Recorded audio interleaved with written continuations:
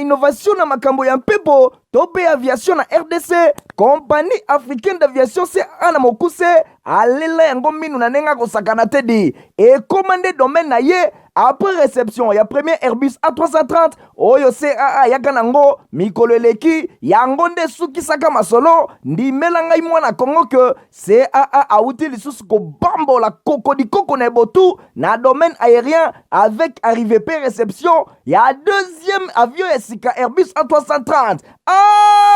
Airbus A330 deuxième frappe yango yo ya mokwake na mapate RDC ya boyebon ndimela ngai ke mon côté na terrain po ezala nanu te ekomi lelo ntimba na nzuzi veut dire mapasa Airbus A330 ba avion ya mokwake ya liboso eyaka yango yo bozwa lix eza nango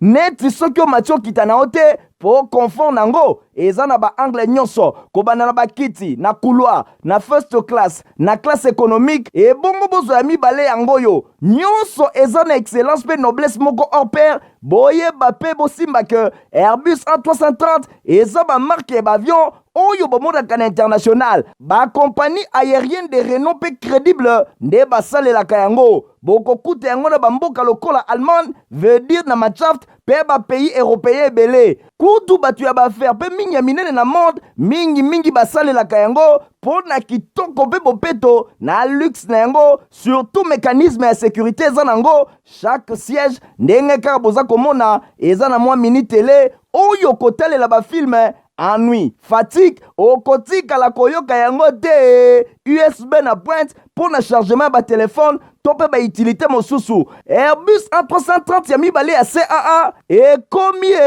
eza na deux classes first class pour na bino ba grand monsieur na ba grande dame pe ba personnalité misusu ebele avec 36 sièges classe économique pe ezali pona bino bosalaka bafaire pe bato nyonso ba amoureux ba voyage avec 267 sièges mokoka sala voyage dans ba meilleures conditions ndenge nanu ezala te avec Airbus A330 ya mibale ya CAA avion ya sika oyo uti kokoma ekwei deja na mabele timba na nzuzi lelo mibale moko te na Congo bana Congo pe bapaya basepeli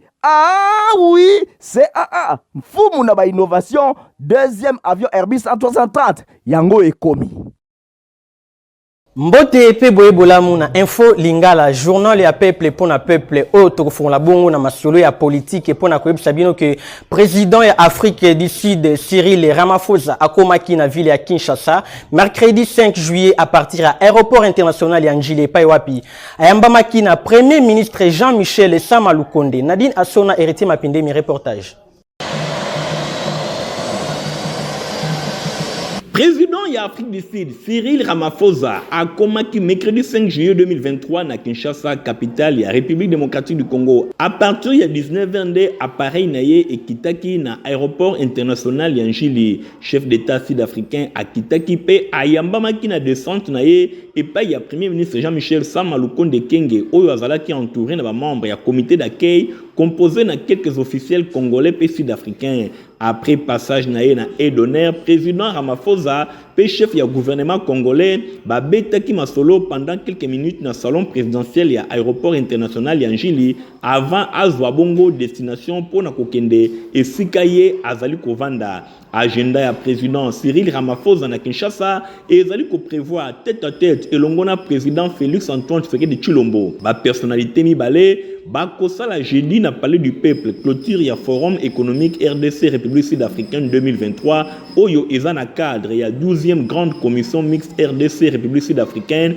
oyo misala na yango efungwamaki mercredi eleki na palais du peuple. Forum économique oyo ezali kolobela ba thème ebele lié na coopération entre République démocratique du Congo et Longona République sud-africaine ezali mingi ya santé ya transport infrastructure mine PO pe lisusu électricité ya ba ministre sectoriel ya deux pays pe entrepreneur oyo bango bazali na kati ya masolo. Kaka na masolo etali arrivé à président sud-africain Cyril Ramaphosa Bosimbake akutani lelo na homologue na ye président Félix Antoine Tshisekedi Tshilombo na palais de la nation et pas wapi deux présidents oyo bakolobela masolo etali mingi penza économie ya République démocratique du Congo ba détail na édition na biso ezali koya procès ba kidnapper oyo bandaki depuis mercredi 5 ezali ko continuer lelo jeudi bolanda ba détail elongo na Nadine Asona pe héritier Mapindemi.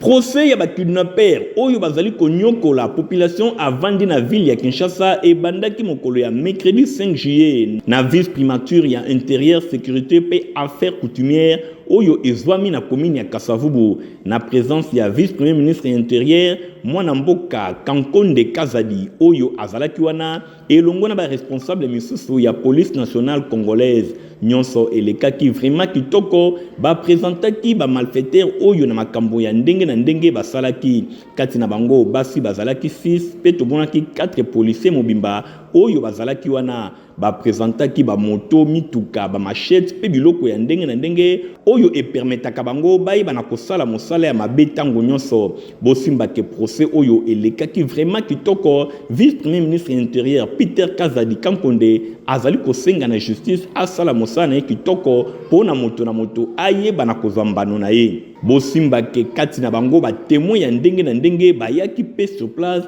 pona koluka ko charger bandeko nyonso oyo na mabe oyo balekisi kosala na ville ya Kinshasa. Souhait ya population ezali vraiment que tango bako condamner bango justice asali mosala na ye kasi baye bakangaka bango pe baye bana kolakisa exemple moko ya malamu na kotika ka bango te pamba te ebele kati na bango bazongela kaka mosala après kobimisa bango. Tokota bongo na chapitre enseignement pour na koyebisa bino ke na complexe scolaire Mama Pemba ya fondation Nero Mbungu kuna na commune ya Kisenso bango pe ba clôturer année scolaire na bango 2022-2023 na proclamation ya ba résultat ya cycle ya maternelle, primaire pe secondaire. Reportage Ladi Lando. Clôture ya année scolaire 2022-2023 et Salemaki Kitoko na complexe scolaire Mama Pemba ya fondation Nero Mbungu oyo ezwami na quartier Bikanga na commune ya Kisenso. Bosimbake collation ya bana maternelle elekaki mokolo ya vendredi 30 juin elekaki vraiment kitoko ba démonstration ya ndenge na ndenge esalemaki ndenge kaka bino moko bozali komwa na bilili bana ya complexe scolaire Mama Pemba kuna formation ya qualité ezali vraiment kopesama pamba te na maternelle ya Pamba kasi bana bazali kolakisake bazali capable ya kosala makambo ebele bongo tango proclamation ba résultat esalemaki ba pourcentage ezalaki vraiment ya likolo oyo etalisike enseignement ezalaki ya qualité préféré di apesi explication na micro ya Info Lingala ezalaki mukolo ya esengo na kati ya complexe scolaire Mama Pemba école ya mokonzi na biso honorable Nero Mbungu ezalaki collation ya direction maternelle pe bomoni oyo nyonso eleki kuna bana obaya kotikela biso depuis le 5 septembre jour baya kotikela biso bana wana ezalaki milelo bana bazali kolela melelo bomoni kolela ebongwani na esengo mokolo ya samedi nde ezalaki clôture ya année scolaire 2022-2023 pe kaki vraiment kitoko complexe scolaire Mama Pemba bazwaki pe visite na école na bango ya madame Blessing oyo azali bongo na fondation na ye babengi FOBAD c'est-à-dire fondation Blessing en action boye alikaki po na kotala tala ndenge misala ezali kosalema na complexe scolaire Mama Pemba boye tango asalaki visite azangaki pete kotalisa esengo na ye na micro ya Info Lingala na moni école na visiter yango eza initiative moko epesinga pe mayele na ndenge nazali awa ya kosala un jour eloko aboye pona nini ezo aider jeunesse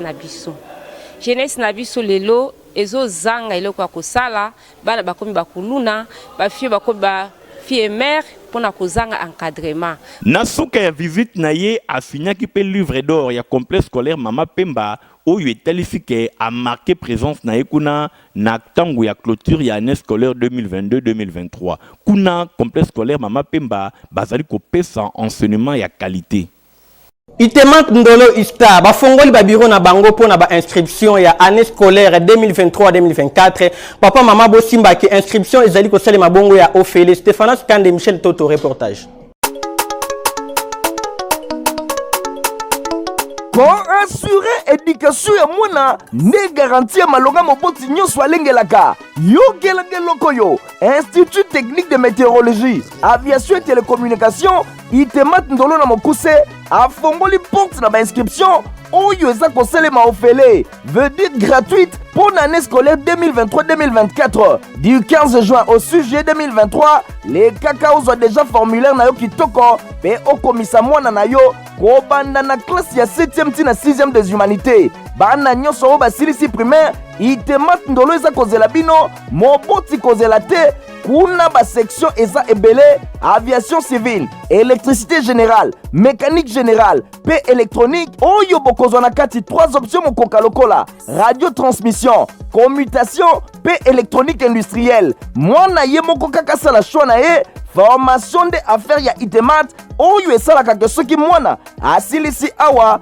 akoki komonte misala na ye moko kitoko to akoki déjà kotravailler na ma entreprise en tant que vrai technicien ba professeur awa kale na ndenge ya nyama welisa inscription eza Ophélie du 15 juin au 6 juillet. Premier test d'admission et kozala bongo le 8 juillet 2023 na ba 7h. Okanisi esili tintin Itemat ekanisi bino bato bolingaka kokubisa formation pratique na technique. Osilisa na yo déjà classe kala kasi olingi o renforcer pratique na yo kitoko batieli bino centre de formation à courte durée na ba domaine oyo électricité automobile installation des centres solaires oye kolandenge nini ba installaka ba panneau solaire ata ozana ba province mosika masolo aweza kofungama kitoko koyekola kitoko informatique théorie na pratique nyonso ezali avec balabo na bango moko ekuba na pointe esilité réseau et maintenance électronique awa bokoyekola rebobinage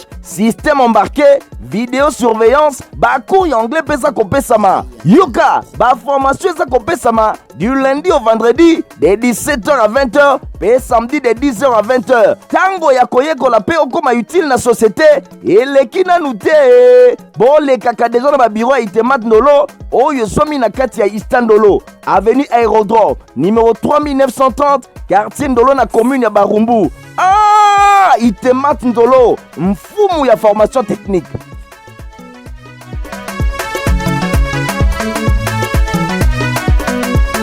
Olingaka ko voyager na ba condition ya kitoko bosimba ke CAA compagnie africaine d'aviation atie na ba client na Airbus A320 pour na ko permettre na bango ba voyager na ba condition ya kitoko. Innovation na makambo ya mpepo tope aviation na RDC compagnie africaine d'aviation CAA na mokuse alela yango minu na nenga kosakana te di et commandé domaine na ye après réception ya premier Airbus A330 oyo CAA yaka nango mikolo eleki yango nde sukisaka masolo ndimela ngai mwana Kongo ke CAA auti lisusu kobambola kokodikoko na ebotu na domaine aérien avec arrivée pe réception ya deuxième avion esika Airbus A330. Airbus A330 deuxième frappe yango yo ya mokwake na mapate RDC ya boebondi melangai ke mon côté na terrain po ezala nanu te ekomi lelo ntimba na nzuzi veut dire mapasa Airbus A330 ba avion ya mokwake ya liboso eyaka yango yo bozwa lix eza nango neti soki omati okita na yo te po confort nango eza na ba angle nyonso kobanda na bakiti na couloir na first class na classe économique et bongo bozo ya mibale yango yo nyonso eza na excellence pe noblesse moko hors pair boyeba pe bosimba ke Airbus A330 eza ba marque ba avion oyo bomondaka na international ba compagnie aérienne de renom pe crédible nde basalelaka yango bokokuta yango na bamboka lokola Allemagne veut dire na Machaft pe ba pays européen ebele kutu batu ya baaffaire pe mingi baligne ya minene na monde mingi basalelaka yango pona kitoko mpe bopeto na luxe na yango, surtout mécanisme ya sécurité eza nango. Chaque siège ndenge kaka boza komona eza na mwa mini télé oyo kotalela bafilme ennui, fatigue, okotikala koyoka yango te. USB na pointe pour na chargement ba téléphone tope ba utilité mosusu. Airbus A330 ya mibale ya CAA ekomi eza na 2 classes, first class pour na bino ba grand monsieur na ba grande dame pe ba personnalité misusu ebele avec 36 sièges. Classe économique pe ezali pour na bino bosalaka bafaire pe bato nyonso ba amoureux ba voyage avec 267 sièges mokoka. Sala voyage dans ba meilleures conditions ndenge nanu ezala te avec Airbus A330 ya mibale ya CAA. Avion ya sika oyo euti kokoma ekwei deja na mabele timba na nzuzi lelo mibale moko te na Congo. Bana Congo pe bapaya basepeli. Ah oui, CAA mfumu na ba innovation. Deuxième avion Airbus A330 yango ekomi.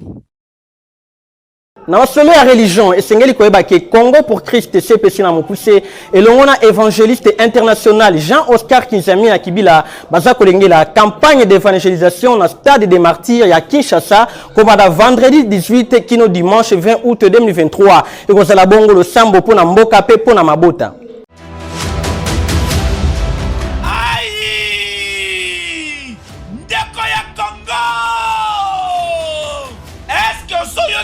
Sango, ya CPC 2023, Congo pour Christ, avec l'évangéliste international Kinzami na Kibila, Jean-Oscar, l'homme de Dieu, l'homme de feu. Yoka, CPC 2023, grande campagne d'évangélisation et de guérison miracle. Kanga date malam du vendredi 18 au dimanche 20 août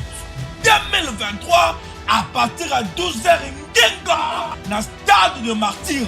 Et c'est le seul rendez-vous. Il y a prière pour na mboka, et prière pour na famille. Blocage, stérilité, paralysie, malade et oumeli. L'évangéliste international Kinzami na Kibila, Jean-Oscar Alobi, si ton Dieu est mort, et c'est le mien pendant 3 jours à CPC 2023 dans le stade des martyrs. Kobo Sanate, conférence des ministres, des serviteurs et servantes de l'Éternel du 15 au 17 août 2023 dans le quartier général. Il y a ministère la puissance du nom de Jésus-Christ. Oyo et Zoami, na croisement Capella et chaussée de Guimoueza numéro 8. Quartier Yolo Sud, commune à Kalamou, référence Maître Toro. Ah! Bon à CPC 2023, Dana Zangate. Kaka na masolo ya religion esengeli koyeba ke centre de réveil spirituel na bokambami ya évangéliste Claude Tabundi Walesa baza kolengela veillée monene de prière vendredi 17 juillet na stade des martyrs. Nadine Asona héritier Mapindemi. Bake de l'hôpital bake okuta eloko evimbiye awa ne panzi eloko ngo libanga ezo sala mwana pasi batali eloko moye ko pasola ngo ezate bazo tala eloko ba bandela wapi ba docteur ba yebele ba entourer mwana balobi kao ezaka na biso to bito sokendo wapi papa na mama ba moni pasi ba tourner na mwana sotio ezate kana kati hôpital yango papa pe asambela kate mo mala masanga batindi bango ba ya na prière pa na biso awa ba ye na mwana liboso to bondeli pa na mwana eloko kokamwa ezake na kati ya délivrance na kati ya kosambela toye komona ke papa ya mwana oyo moninga na ye ya mobali bamelaka ne masanga amonika baboti mwana kitoko kaka ndi mwana yoki motema mabe botala na niveau ya motema mabe abeti ake kozwa libanga ya cimetière spirituellement aye kotia mwana na kati ya panzi nde mwana zolela mwana vimbi deja kotona kingo donc kotala mwana deux fois te bazola la te butu moi mwana zolela. Jésus-Christ a dit femme samaritaine, Dieu est esprit, il faut l'adorer aussi en esprit. Ngape na zo bakisa pona kolobake Satan as esprit, il faut qu'on combatte en esprit. Wana pona ko yebisa ba tokezela ba bituma moko spirituel, ba limitation, ba maladie, ba motema mabe, ba réclamation, hein, ba fondement. Onyo sezo sama na niveau spirituel, il faut que moto asana don ou azape na eloko moko azo ti yango pona batu. Donc wana pona ko zonga koloba ke na minute oyo ndenge tozo sala campagne d'évangélisation, tozo sala veiller na stade et ça pona bato balemba, bato bazana ba problème na ba difficulté, bato bakoko ndima Seigneur Jésus comme sauveur et Seigneur. Et tant que bato bandimi ndenge na ko sauver yo, okozala sauver, okomona pe loboko na Nzambe. Yango nde Jésus a télévision. Tozo ke na service pendant que bonde pona bato. Yango nde na so benga bino na stade. Boya o balemba, o baza chargé, o baza na ba problème. O baza na ba difficulté. O za na ba difficulté les cas. Au moins les autres simba te yeba ke main noire moko ezali. Donc les habitants spirituels to mo sanga en esprit. Zamba pangola bino na bengi bino le 14 juillet. Boya na kata stade veiller, to ko kutana, to ko sambela ensemble. Salle de fête le débonneur na commune ya Kalamu ezali cadre moko bien approprié pour na ko sala ba fête na bino ya anniversaire pe mariage. Dominique Bendele reportage. Eye ya bino bana mboka yango yo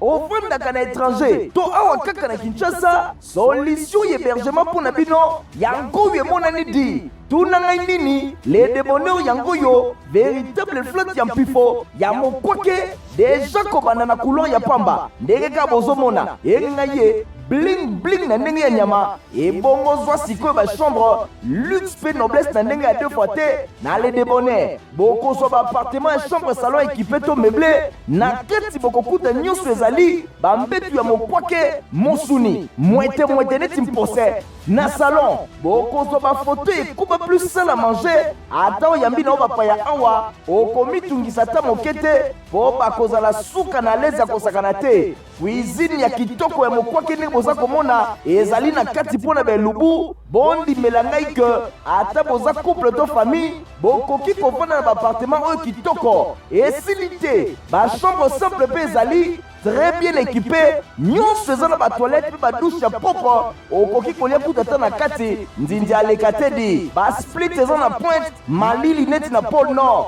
bondimela ngai ke baappartement ezala nango na kini kasi ya le débonneur ai bazwi wapi di chambre dot elingi koloba ke tozoyamba biso eza na bachambre tozoyamba bapaya bazouta libanda ya mboka oyo bazouta na Europe oyo bazouta partout na monde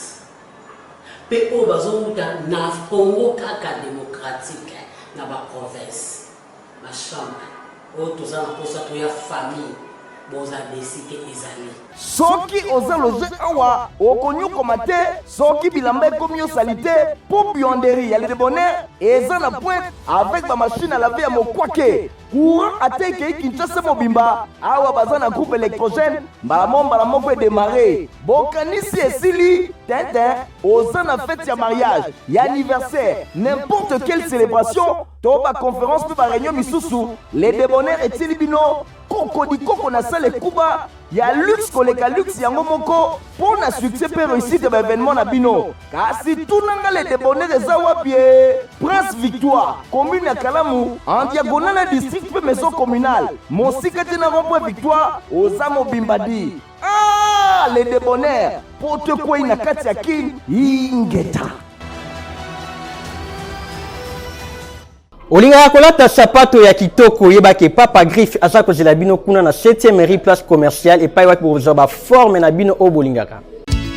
Papa sinangai eutako apio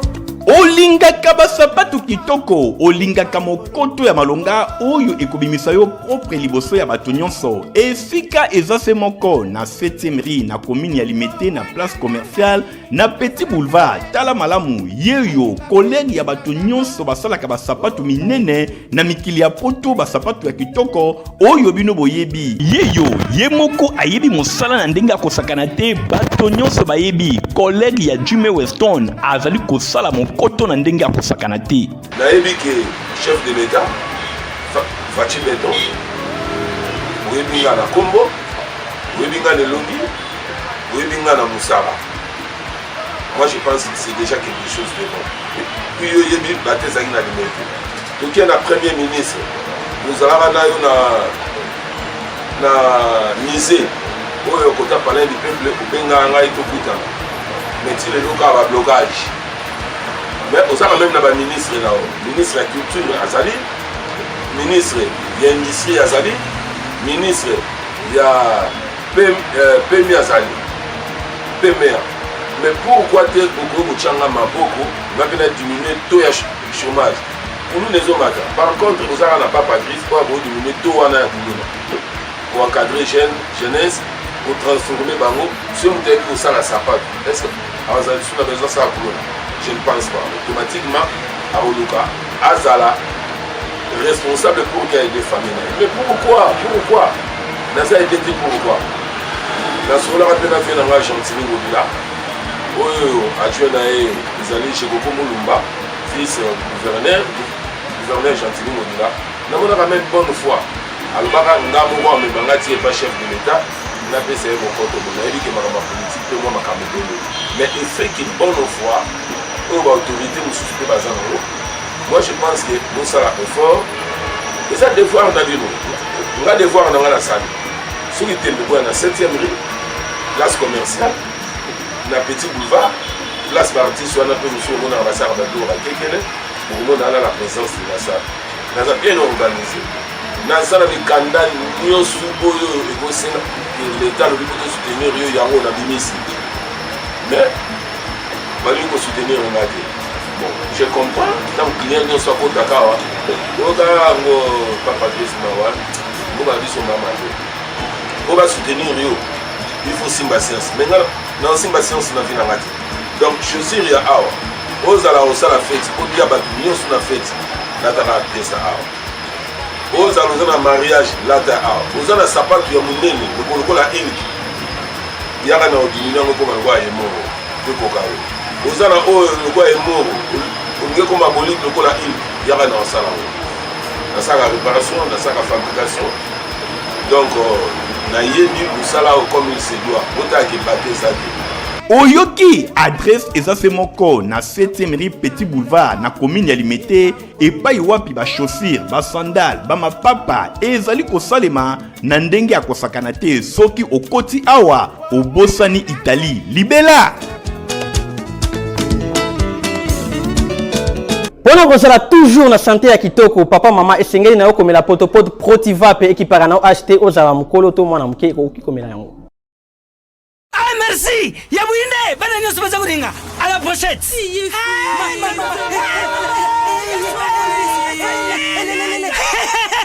Vous allez quoi mais Protivap est tonne la protéine et énergie. Ah papa merci pour les pour les enfants. Eh Bino, bote la baonine. Bote ma bodona Bino, vamos kansa bomba bonga. Bona bana na yo bakumarukura bana oyo. Faut laisser kabango poto Protivap. Et ça va pota te. Allez, kamata. Bon appétit. Bana nyeso ba yaka Protivap. Ah ba sisi kulia ya bango Protivap. Ba bandi ba dansi na bango ya ba bébé pro. Tala. Ba yango. Chata kitoko ntoto makati. Tukana mbimbi. Oyo tukana mbimbi. Makusa Protivap poto kitoko pona ba bébé pro. Tosana communiqué moko nécrologique bolanda yango elongo na Nathalie Kaila. Famille Matungulu, Mwei, Vulangele, Ngambungu, Kimbungu, Bubu, Pekola, Bazana Makoebisa na baninga pe bayebani na bango, particulièrement communauté à Bandunduville, Liwa yande kola bango ya mobali, papa, cousin, pe neveu, na kombo ya Matungulu Kakui. Ye ayebani mingi pona ba intime na kombo ya Chank. Ye akufaki depuis mokula vendredi 30 juin 2023 na hôpital HJ 1er rue Limete. En attendant, Nzoto Amoi Ebima Matanga eza kosalema na Manunu 1 numéro 23B na parcelle familiale na commune ya Matete. Communiqué oyo ekomela bato nyonso bayebi famille Matungulu, particulièrement Matungulu Kakui Chank. Communiqué signé pour la famille Olga Matungulu Kola. Et là, on est sur la carte journal à peuple pour la peuple comme na souka kasito kabwana boete 5 eto pesa merci na oyazala ki sima caméra Igor Tingi montage simba makina yemoko Christian Kiangibeni pe supervision simba makina héritier mapindemi tokutani mikolo zali koya au revoir. Innovation na makambo ya mpepo tope aviation na RDC compagnie africaine d'aviation c'est ana mokuse alela yango minu na nenga kosakana tedi et commandé domaine na ye après réception ya premier Airbus A330 oyo CAA yaka nango mikolo eleki yango nde sukisaka masolo ndimela ngai mwana Kongo que CAA auti lisusu ko bambola kokodikoko na botu na domaine aérien avec arrivée pe réception ya deuxième avion esika Airbus A330 Airbus A330 deuxième frappe yango yo ya mokwake na mapate RDC ya boebondi melangai que mon côté na terrain po ezalana nute et comme il est lontimba na nzuzi veut dire mapasa Airbus A330 ba avion ya mokwake ya liboso yaka yango yo bozwa lix eza nango neti soki o matio kita na ote po confort nango eza na ba angle nyonso kobana na bakiti na couloir na first class na classe économique et bongo bozo ya mibale yango yo nyonso eza na excellence pe noblesse moko hors pair boye bape bosimba que Airbus A330 eza ba marque ba avion oyo bomodaka na international ba compagnie aérienne de renom pe crédible nde basalelaka yango bokokuta yango na bamboka lokola Allemagne veut dire na Machaft pe ba pays européen ebele kutu batu ya baaffaire pe mingi ya minene na monde mingi basalelaka yango po na kitoko pe bopeto na luxe na yango surtout mécanisme ya sécurité eza nango chaque siège ndenge kaka boza komona eza na mwa mini télé oyo kotalela bafilme ennui, fatigue, okotika la koyoka yango te USB na pointe pour le chargement ba téléphone tope ba utilité mosusu Airbus A330 ya mibale ya CAA et combien eza na deux classes first class pour na bino ba grand monsieur na ba grande dame pe ba personnalité misusu ebele avec 36 sièges classe économique pezali pour na bino bosalaka ba faire pe bato nyonso ba amoureux ba voyage avec 267 sièges mokoka sala voyage dans ba meilleures conditions ndenge nanu ezala te avec Airbus A330 ya mibale ya CAA avion ya sika oyo uti kokoma ekwei deja na mabele timba na nzuzi lelo mibale moko te na Congo bana Congo pe bapaya basepeli oui CAA mfumu na ba innovation deuxième avion Airbus A330 yango ekomi